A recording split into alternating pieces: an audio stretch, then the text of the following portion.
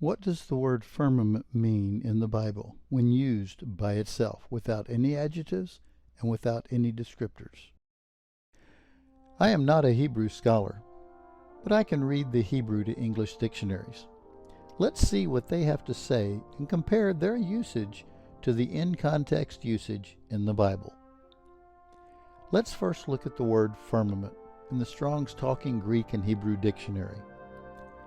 The Hebrew word translated into firmament in Genesis 1 is Raqia. It is used 17 times in the Bible. The dictionary is unclear what it means when it says the firmament is, apparently, in parentheses, the visible arch of the sky. It leaves open the possibility that firmament is not the sky. Let's look at the verb form of Raqia. That root is Raqa. What does Raqa mean? The first meaning is to pound the earth as a sign of passion.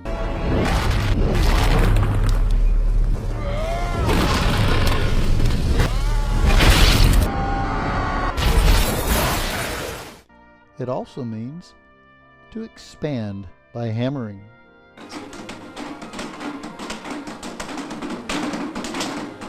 And it means to overlay with thin sheets of metal. On landmarks like the cross on the dome of St. Paul's and the gates of Buckingham Palace, and inside in such arts as gilding picture frames. Altogether, a remarkable transformation. Other meanings of Raqa are to beat, to make broad. Gold is put to more practical uses. And that gold bar we saw, after being beaten by hammer, is now rolled with increasing pressure into a ribbon 300 feet long and 1/1000th of an inch thick, and then cut into squares.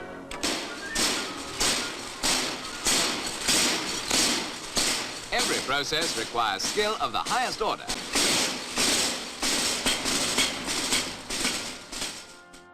It also means to stretch, like in Psalms 136:6, which says, to him that stretched out the earth above the waters. That's what Raqa, the verb form of firmament, means. Now, let's look at the etymology dictionary and see how it defines firmament. The online etymology dictionary defines firmament as a solid or firm structure.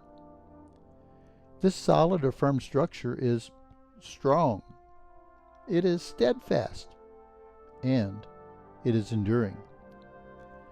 Firmament also means to hold firmly, as in a support. Raqia is a firm or solid structure. The etymology dictionary also says Raqia is, and I quote, a word used of both the vault of the sky and the floor of the earth in the Old Testament, end quote. Let's hold on to that. Raqia sometimes refers to the floor of the earth. Wikipedia even describes firmament as an expanse as of ice, as a base or support. And firmament is, and I quote, regarded by Hebrews as solid and supporting waters above it, end quote. Let's hold on to this as well. Firmament is a solid supporting waters above it. Today, many think the waters above the firmament as the clouds, but what if the waters above the firmament are the oceans, or what the Bible calls seas? What if the firmament is the floor of the earth supporting the oceans above it, like the etymology dictionary and Wikipedia say it is, and Strong's dictionary implies that it is? Let's look at a few verses with Raqa, the verb form of Raqia. Let's see how the Bible uses this word Raqa. Here are a couple of examples of what God did. In Isaiah, it says that he spread forth the earth. He raqad the earth. He spreadeth abroad the earth. Here, Raqa is apparently speaking of what God did, physically manipulating and changing the earth itself during days 2 and 3 of creation week. And finally, as it directly relates to the first four occurrences of the word firmament in Genesis 1, he stretched out, Raqa. He stretched out the earth above the waters, Psalms 136:6. What?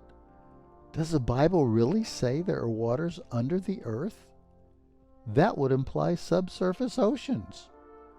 Here's where NASA comes in to support the Bible. Let's watch this video clip from NASA called Ocean Worlds. Ocean Worlds.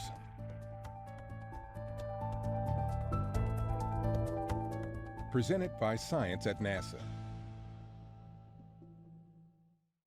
While we once thought oceans made our planet unique, we're now coming to realize that ocean worlds are all around us. Farther from the sun, in the sub-freezing temperatures of the outer solar system, it may seem impossible for liquid water to exist. However, not only does it exist, but in some places, it may be more abundant than on Earth. Jupiter is orbited by at least 3 moons that contain oceans: Europa, Ganymede, and Callisto. Europa is crisscrossed by cracks and semi-rectangular features that look like ice rafts frozen into the surface. Below those immobile icebergs, researchers believe there is a vast ocean just below the icy crust, warmed by the tidal forces of Jupiter, containing about twice as much water as is found on Earth. Hiding beneath a thick crust of ice, the ocean on Ganymede could actually harbor as much as 4 times more water than all of Earth's oceans combined. There are 17 objects in our solar system that NASA says have subsurface liquid water oceans. It looks to me like God either likes subsurface liquid water oceans, or He has a purpose for them. If all these objects in our solar system have subsurface liquid water oceans, doesn't it seem reasonable that the original created Earth on day 7 of creation week could also have had a subsurface ocean? What did Psalms 136:6 say again? He stretched out, Raqa. He stretched out the earth above the waters. Here we see Raqa, the verb form of firmament, as a solid, flattened out plate. From this solid earth, Raqa, we go to Raqia, which is translated firmament, which means an expanse. Remember, Raqa is the verb form of Raqia. Raqia means a solid, flattened out plate. Let's take a mental excursion here and simply do a word substitution. Let's substitute the word firmament with its verb form meanings. Let's substitute firmament with a solid, flattened out plate and see what we get. Genesis 1:6, let there be a firmament in the midst of.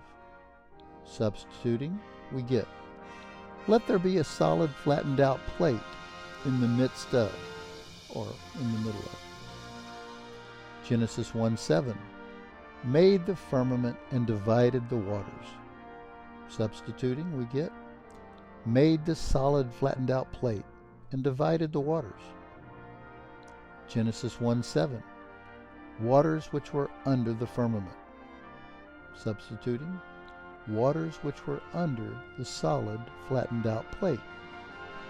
Continuing in Genesis 1:7, waters which were above the firmament, and it was so. Substituting, waters which were above the solid, flattened out plate, and it was so. And now the 5th usage of the word firmament without any descriptors. Genesis 1:8 called the firmament heaven. Substituting, called the solid, flattened out plate heaven. We will come back to this shortly. Notice that when descriptors are added to the word firmament, it takes on a completely different meaning. Let there be lights in the firmament of the heaven. Let there be lights in the solid, flattened out plate of the heaven doesn't seem to fit here. With the modifier of the heaven, does that infer a change in meaning? Now with the modifier of the heaven, we are now apparently speaking of the sky or a solid flattened out dome or canopy. And that's a topic for another discussion as well. Continuing with descriptors added to the word firmament. Let there be lights in the firmament of the heaven. Set them in the firmament of the heaven, in the open firmament of heaven. And there was a voice from the firmament that was over their heads. Okay, if firmament always meant the sky, then why does Ezekiel specify over their heads? This addition implies there is a firmament elsewhere, like under their feet, and above the firmament that was over their heads. And then I looked, and behold, the firmament that was above the head. If the firmament only meant one thing, then why does he have to specify above the head? Then I looked, and behold, the firmament. Which firmament? The firmament in the sky? The firmament above the head? The firmament covering the altar? The firmament that's below the feet, below the waters? Ezekiel wants us to know it's the firmament above the head that he's speaking of.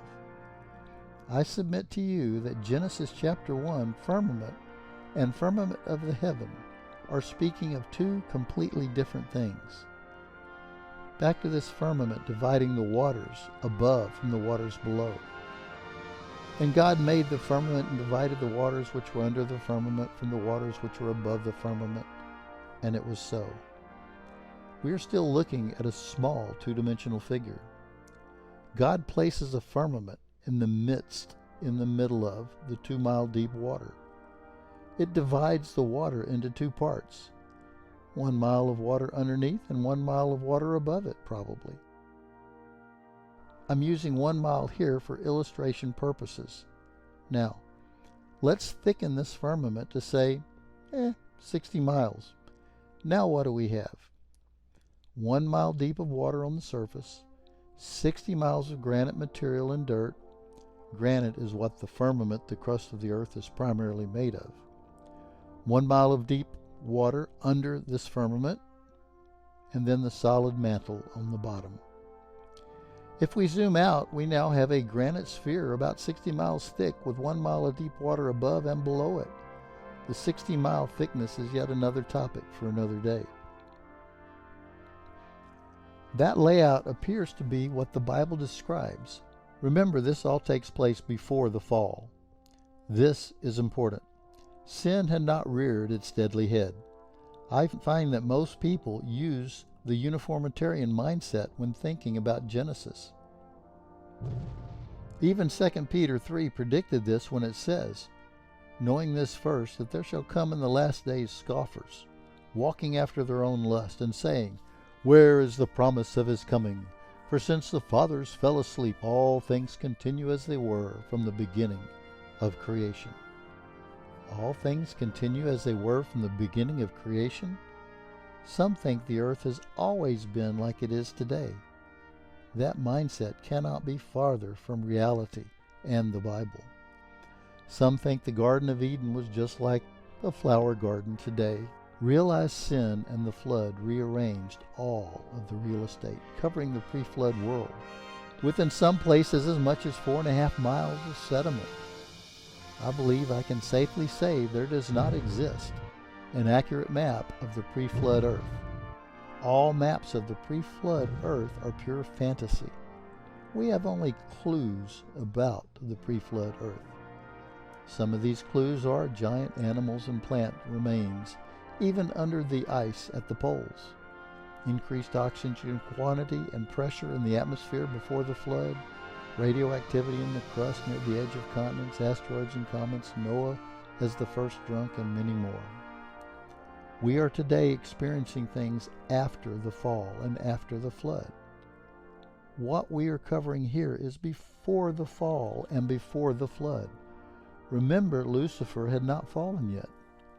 Was God making heaven on earth?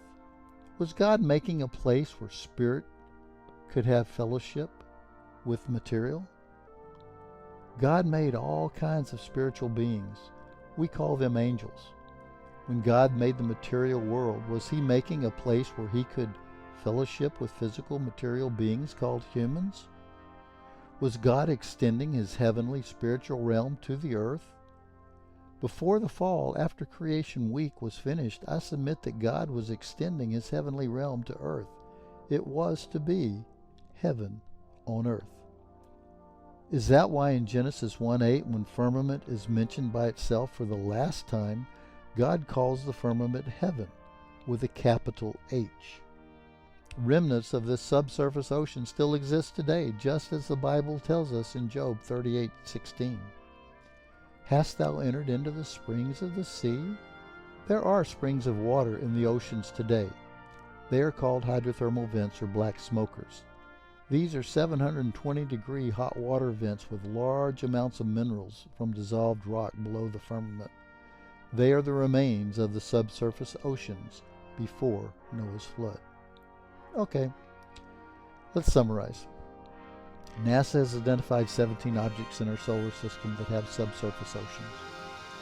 It is very likely the Earth had a subsurface ocean before the flood. Remnants of that subsurface ocean still exist in the form of hydrothermal vents or black smokers. Somehow this subsurface ocean made its way to the surface. The way it may have done so is yet for another topic and another video. So how did this subsurface ocean make its way to the surface? The answer is simple: gravity.